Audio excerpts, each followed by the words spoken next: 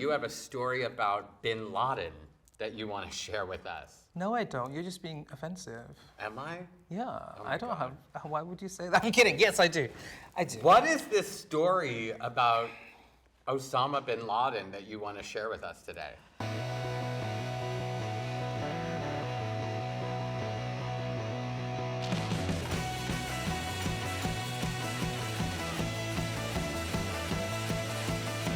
Hi everybody, I'm Damian Pelliccione. Welcome to Mic Drop, where pop culture collides with the stories that matter the most, and nobody leaves without dropping something real. Today in the studio, we have a new friend, a good friend, and a funny friend. The fabulous Lady Bushra is here! Hi, hello. Hello, my love. Wow, not even an applause, right? I know. Tough crowd. This is the laziest crew. No, I'm kidding. They're the best crew. The best crew. We have the best crew behind the cameras here. Well, you are definitely the best dressed guest that I've had on the show so far. Thank you, Damien. That's very sweet of you. Thank you so much. I'm working extra hard for my father's approval, you see. Oh. Yeah. I'm like a fifth alternate on Drag Race. I'm kidding. Oh. I don't know.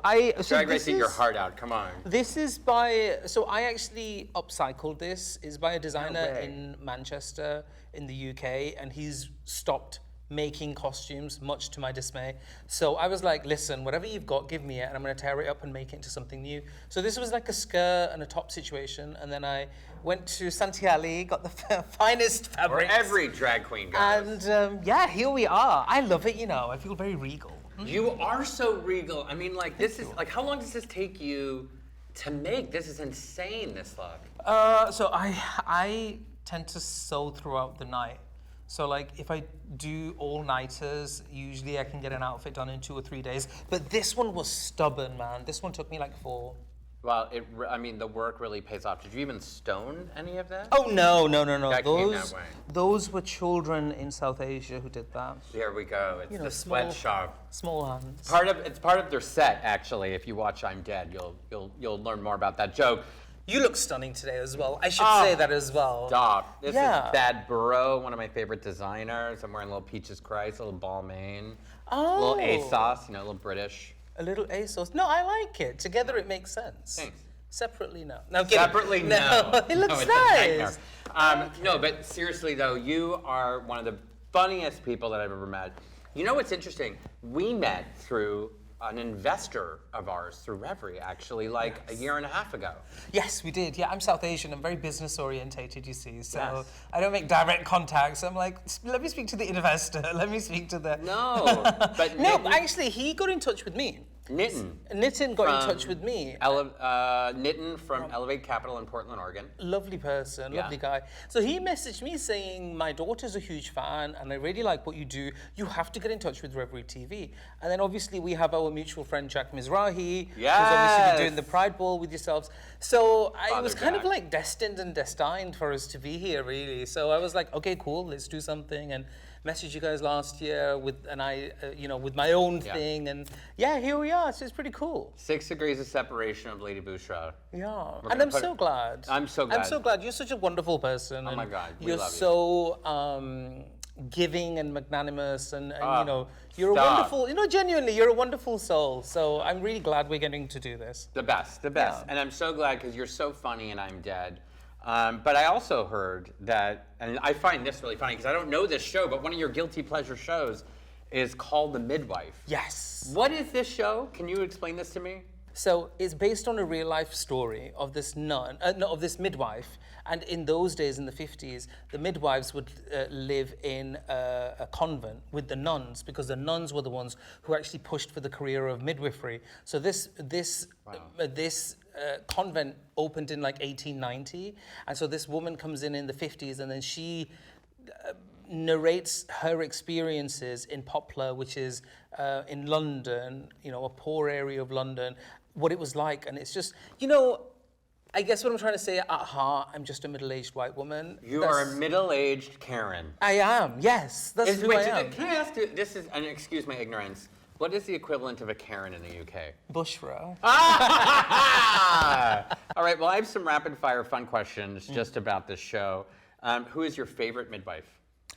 My favorite midwife is Sister Monica Jones. She's rich, she's old, rules don't apply to her, and she doesn't do much apart from steal cake. I could totally see how this is an inspiration for you. You're trying to say I eat cake? No one eats carbs and sugar in LA. Yeah. Favorite friendship on the show?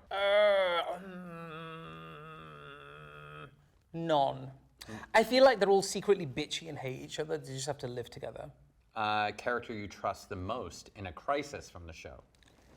Oh God, I've not been watching it that closely. I wouldn't trust any of them. No, if I was a pregnant woman, then I would trust them. I'd trust any of them. I'm sure they do a spectacular service. Is Sister Julianne wise or intimidating? Sister Julian is both wise and intimidating, yeah. Home births or hospital births? How would Bushra give birth? Oh, I'm Immaculate Conception. I'm just going to walk out with a small white child. Ta-da! Is the best part of the show the history or relationships? The best part of the show is, honestly, it's the community aspect. It's like everybody's in it together and they're all going through something common. That's what I like about it. I think it harks to an era that's gone by, but we could do with revisiting it a little bit, you know, community-wise. Community-wise. Now, would Bushra survive being a midwife in that era, yes or no? No. These hands weren't designed for manual labor. No. If you're pregnant, keep the baby inside, you ain't delivering it. You know? One word to describe, call the midwife. Good. I don't know. Okay. I'm a drag queen, I'm South Asian, I'm Bollywood on steroids, right? Bollywood on steroids. I need the antidote to that, and that's called the midwife. Yeah. It's a load of white women from the 50s giving birth to children. I have one last question for you. Mm-hmm. Is there a character on the show that Bushra identifies with? No. I don't think so, no. But that's the reason why I watch it, is because I can't relate to any of it. Yeah. Do you know? It's just totally ridiculous. It's just it's great, but it's just so far removed from reality. That reality doesn't exist. So I can't relate to any of them. I also do like watching Downton Abbey, and obviously I can relate to Cousin Violet on there, but yeah, other than that, no. All great shows. Yeah. All great shows. So I found out that one of your favorite celebrities is the iconic Joan Rivers. I'm gonna ask you some questions about your knowledge of Joan Rivers in a little section I like to call, Do You Know Her? Okay. Are you ready? Yeah. Okay, there's no prize though. Okay. What late night host gave Joan Rivers one of her first big television breaks? Easy. Her arch nemesis, Johnny Carson. Correct. True or false? Joan Rivers was one of the first major female late night hosts. Correct. Correct.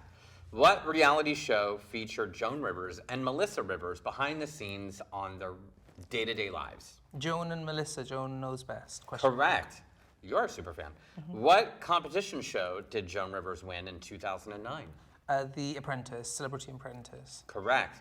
What was... You're a poker player. You remember that? Yeah. That was great. That was the best lines of that show. Too bad the host... It's the first time I've ever heard anyone say you're beyond white trash. Oh my God. I didn't know such a category existed. Really? Because what would you call white trash in the UK? Oh, you're not allowed to. Oh, They're really? just called normal citizens. We're not allowed to say anything like that over there, no. And You can't even say white there. My gosh, people get scared. Really? Yeah, I do though. That's so crazy. Because I am the danger. You are... Heisenberg. You're literally Heisenberg of Bradford, UK. All right, what is one topic that Joan Rivers became especially known for commenting on? Oh, fashion. Correct. You are absolutely 5 out of 5 a big fan of Joan Rivers. You know, I almost stole one of her microphones. Where? I missed her estate sale, which happened last year in Beverly Hills or in LA. And then I was performing at this comedy club in New York, and on the wall they have a picture of Joan Rivers signed with a microphone in the picture frame. Oh my God. And nobody cared that it was there. And so I was like, oh, that's that. And I was like, oh, so it's her microphone. And somebody went, is it? We don't know. And then that's the only reason why I didn't steal it. Because it wasn't I like need 100% it. certified. Yeah, I need an authenticator signature. Can you imagine, though? I would love to. Right, okay. If Melissa, you're watching this, can you please give me one of her old microphones? The technology is still there, and I could use her microphone. I think Absolutely. the legacy continues. You know. I think you are definitely carrying on the Joan Rivers legacy. You have a story about Bin Laden that you want to share with us. No, I don't. You're just being offensive. Am I? Yeah, my I don't God. have. Why would you say that? I'm kidding. Yes, I do. I do. What is this story about Osama bin Laden that you want to share with us today? So I knew that Osama bin Laden was hiding in Pakistan before the world knew. What? Yeah. Okay, you need to expand on this. So I mean, this is all allegedly. Like I would Right. have. I don't It's know hearsay, for it's sure. hearsay. But basically, my father's side comes from a region in Pakistan called Attak, which is an hour away from where he was. I can't remember where they found him, but it was about an hour away, an hour's drive away. So then, and the village that we lived in, you have people from Afghanistan coming over as refugees. So it was like this mixture. And so we used to just have kids. There was this one time we went to some cousin's house or whatever, and these kids, they were like, yeah, we know where Bin Laden is, you know that. He was like, yeah, he lives in this house like an hour away or something. What? And I told my dad that. My dad was like, shut up, we're not going to get involved in any of this, whatever it is. And then lo and behold, I think a few years later or a year later, they found him. Wow. In Pakistan. So technically, I knew where Bin Laden was hiding. I don't know how many drag queens can answer that question. No. Except for Bushra. Well, stick around. We've got more with Bushra. Lady Bushra, that is, right after this. Hi, I'm Damian Pelliccione. Welcome back to Mic Drop. Sitting with me today is the fabulous, the funny Lady Bushra. Hello. Hello. So how long have you been in Los Angeles now? I don't know. I moved in October of 2025, so I think it's been like 8 months or something. Not even a whole year. Not even a whole year yet, no. But I love it. I do like it. I was in New York, living in New York before I moved from the UK. And it's fun. I like it. I really like LA. I feel like I'm in the right place. You know, spiritually, I feel like I align well with LA. And you and your husband moved together from Bradford, UK to New York City and then to Los Angeles. That's a lot of moves. Yes, yeah, we owe a lot of money in taxes, so at this point it's just easy. States, countries, just chasing you everywhere. Exactly. Yeah. No, so we lived in Bradford, yes, and then we moved actually to Manchester during the pandemic, which is a major city in the north of England. And then I always said to myself, I said, either I'm going to get on Drag Race or I'm going to move to America. There's no correlation between the two, but that's what I just said. And we've always had a huge affinity towards America. You know, the good, the bad, the gun, it's all fine with us. So then we decided to move to New York, and I had a residency there. I was there for about a year, and it was great. I love it. New York is definitely one of the best cities in the world. I do miss it. Yeah. I'm actually going to, I can go back and forth all the time. And then New York finished, and then we always knew that LA was going to be the final destination. Wow. So here we are. But I'm not here for Hollywood, you know? I'm not here for people's perceptions of what it means to be living in LA. Like, I want to be a part of the community, and I am a part of the community. Absolutely. And I want to enjoy, you know, I want my taco place, and you know, like I just want to, I want to live like somebody from here would live like, rather than just coming here to become, you know, a low-rent influencer and steal somebody else's jokes and call it a day. You know? Yeah. You know? Yeah, absolutely. And you've done so well in less than a year. And now you have a first stand-up special, I'm Dead, streaming right now on Revry. Tell us about what it was like, you know, being in this show. Oh, it was so much fun. You guys are such a great team, and you know, everyone on set was so brilliant. It made my life so much easier. The makeup artist was phenomenal. I can't remember her name, but shout out to her. She was just so good. It was so much fun. I really liked all the other comics are really great. You know, comics are, so they're some of my favorite people in the world. They don't have that ego about them, and we are all individual in our own identities and points of view. So you don't really feel that competitiveness that you sometimes feel from queens at times. And it was just such a relaxed atmosphere, and I went and did my thing. We had a great audience. One of my friends, my childhood friends, who I had not seen in over 30 years, came to the special as well. So that was pretty cool, and yeah, I loved it. I really, really did, yeah. Well, from, you know, the front page of Hollywood Reporter, and we made this announcement about the show, to the special today, we're gonna toss to a clip and take a look at Lady Bushra and I'm Dead. And can I be honest with you, America? I don't think everybody should have children. I don't think everybody should have children. Because it's really, really difficult. They even ruin friendships. My husband and I, we used to have this couple friend. We used to have sex on the weekends. It was a great time. And every time we used to hang out, I used to be like, you know, guys, do you want to go out? Yeah, sure, let's go out. Guys, do you want to do a drive-by? Yeah, who are we taking out? Do you know what I mean? Just really nice, wholesome type of things. And then now they've got this child, this little chewing gum with eyeballs, honestly. Fatima, Nyla, whatever his name is, I haven't got a clue. And now it's all about the child. The child has taken all the attention. Now it's like, guys, do you want to, do a drive-by? No, the baby doesn't like fast cars. Do you want to go out for a meal? No, the baby doesn't like spicy food. Do you guys want to go on a night out? No, the baby doesn't like synthetic drugs. So what am I supposed to do? What am I supposed to do in this child's life? Honestly, be an upstanding member of society? I don't think so. Drag queens hate children. They don't tip you. That was so funny. Oh my God, you are a funny lady. Thank you so much. I have to ask you a question. So there were a couple of like British references that I didn't necessarily know.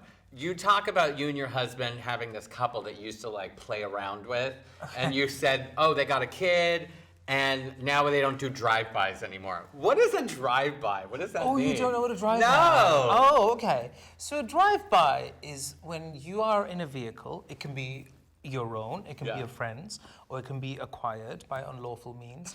And you basically, you want to partake in this activity during the evenings or during low lighting. Maybe you don't like them because, you know, they cut in line in the supermarket or it's a family feud or something. So you get in the car, a couple of friends, you need a driver, you're in the rear seat, and you drive really slowly. And then you take your gun out. Wait!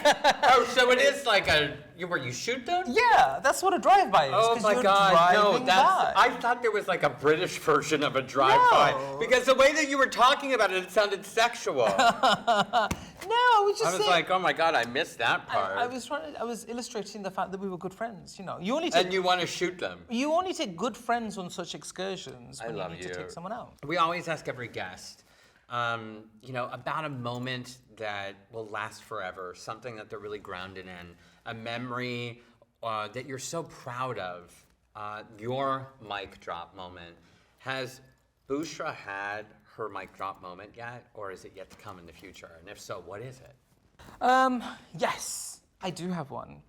I think one of my sort of mic drop moments where I literally said my piece and pretty much dropped the mic was when I slayed a Karen. And I became infamous for that on the internet. I mean, collectively, that video must have had like 50, 60 million views. Wow. Basically, I was doing a show.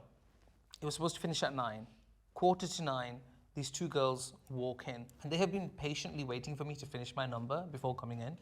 And then one of them tried to high-five me. And I didn't want to be anywhere near them because it's a paid event. It's a sold-out event. And then I was like, no. And so then she flipped me the bird and then walked to the staff. And then she tried to engage with them. And because it was a one-woman show, everyone's looking at me to see what my reaction's going to be. So I had to handle this person. So I was like, hello. Hi. Welcome to Lady Bushra Airlines. Can I help you? Oh my gosh. And then I was like, do you want to buy a ticket? Then you can high-five me, blah, blah, blah. And then she just pissed me off, man. She was just so annoying. And then she would not leave, and then she was telling me that I'm rude, and I was like, duh, I get paid to be rude. And so then I read her to filth, basically. You have to watch the video. I read her to filth, and then she she left, and then I locked the door behind. But it always goes in a way that you don't expect. It turned into a massive debate online about consent. And it was like, oh, well, you obviously hate women, you think you're better than them, And so what if somebody wanted to give you a high five? You should have just gone along with it. You're not better. And I think what it actually started to do was have this conversation of social hierarchies of, well, you're a cross-dresser, so you're less of a person than a woman or a man, let alone a man, right? Yeah. And that's not how I operate. Do you know what I mean? Yeah. I don't think in those terms. But then other people were like, how can you allow somebody to invade your personal space and be okay with it? Yeah. Like, and you know, obviously a lot of men were saying that, so it was like, you know, this sort of trash mentality, and so it just went, it took its own direction. So then people, for the longest time, people would, like, for a good 2-3 years, people would come to my shows and be like, oh, you're the Karen Slayer. The Karen Slayer. I feel like there's merch here behind that. There is merch there, and I tell you what, it happened another incident in New York as well, but we lost the footage. No. We lost the footage. This woman, she just, I think she was having, because I'm irreverent, and you've seen my performance, and you know, I'm very much about sort of satire and that type of stuff. And this lady, she just didn't get it, and she was like, "I'm sorry, I just have to stop you. You guys are not funny. This is confusing. He's being so mean to you. You look beautiful, but this is ridiculous." And then she started screaming like this. I think her edible went wrong or something. I don't know. Totally. And That's so a then bad the mushroom trip. yeah, and then the audience started coming for her. They were like, "This is satire. This is what we do in New York. If you don't like it, get out." So they invited her to leave, and then I said my piece, and it was crazy. But we don't have the footage for that, so. We'll have to recreate that somewhere. Well, actually, you know what? We can do a sketch on that. Yes. That'd be great for a sketch comedy show. I would love that. Yeah. I would. Shall we do a sketch comedy show? You know, We'll I do. have 2 written. But we're going to take a break and read both those scripts. We'll be back with the Karen Slayer, a.k.a. Lady Bushra, right after this. Welcome back to Mic Drop. I'm Damian Pelliccione, and today in the purple seat, we have the fabulous Lady Bushra. What is up next for Lady Bushra? What are you working on besides these fabulous pilots? Well, I've been working on my stand-up comedy special, my hour set. Yeah. So we've been filming in New York, and it was a lot of fun. That's been a labor of love, creating it and putting it out there. And I'm looking forward to when that releases. We don't have a release date yet, Yeah. but that has been my big project, I'd say, for the last year or so. So I'm glad that it's come to a conclusion. And yeah, if you like I'm Dead, this is, you know, if you liked me on I'm Dead, you're gonna love me. But I can't reveal the title yet. Okay, so we're gonna save that for another interview. You submitted this photo to us. Yes. Tell us about this little boy right here. What's going on? This is my first time in drag. No way. Well, technically, yeah. I mean, I was, I think it was like a school fair going on, and I was in love with Hickory Dickory Dock, the mouse ran up the clock, right? Oh my gosh. So then I was, this is not me doing whiteface, so don't cancel me. I was in school, and I said to the teacher, I said, "Can you paint me as the clock?" And that's why I'm stood really still, because when I got home, I said to my mom, I was like, "Look, I'm the clock." And then she took a picture of me. And I was so happy to be in makeup that I didn't want to take it off all day. Oh, it was your first drag experience. Yes, it Look, was. you look yeah. so fabulous, and you look so into it right now in this photo. I know, look at those collarbones. So adorable. Still got them. You still got them. All right, so we get to my favorite part of the show, where I get to ask every guest about one item that they just cannot get rid of in their closet, something that you can't part ways with, in a little section I like to call, "I Can't Quit You." What is that item in Lady Bushra's closet? What is this? What is this? This is my eating dress. Okay. Your eating dress? This is my eating dress. This Okay. is what I wear pretty much every single day when I'm at home. It isn't, this right now is turned inside out, but it's an Ed Hardy t-shirt, and I wear it like Dobby wears rags. Do you know what I mean? I wear it all the time. It's really comfortable. It's 3 sizes too big. I never outgrow it, and if I'm having a good day with my weight, I feel super skinny in it. Do you know what I mean? Yeah. It's like, do you remember in The Simpsons when Homer gains loads of weight and then he wears this massive floral thing? Yeah. It's kind of like the that. muumuu. A muumuu, yeah, it's Yeah. very freeing. And I just can't get rid of it, and I wear it every single day, and I should improve my wardrobe out of drag, but It feels really good. Oh, it's fabulous. I mean, I have an eating dress as well for when I smoke cannabis. All right, well, I'm going to give you the final drop the mic moment. Okay. Look straight down the barrel of that camera and do your thing. Hi, I am a woman, female, mother, entrepreneur, Lady Bushra, and I'm here to tell you that you should not own a small compact car. If you own a small compact car, you need to stop that immediately. In fact, my husband and I, we have an agreement that if either one of us come in possession of a small compact car, we are right to divorce each other because they are gross, unnatural. This is America, land of the free. Everybody drives big cars. Nobody needs to see your whiny ass saving the planet driving 20 miles an hour. You think Mother Earth cares about you. You're like an ant on the planet. Mother Earth can't feel your presence. No, you're not saving anyone. You are annoying everybody. If you want to save the planet, ride the bus. Period. Drop that mic. Thank you. There it is. Ford F-150, if you're looking for a spokesperson, we've got one right here for you. Don't forget to watch the funny and incomparable Lady Bushra, streaming right now on Revry on I'm Dead. Thank you for watching this week's edition of Mic Drop.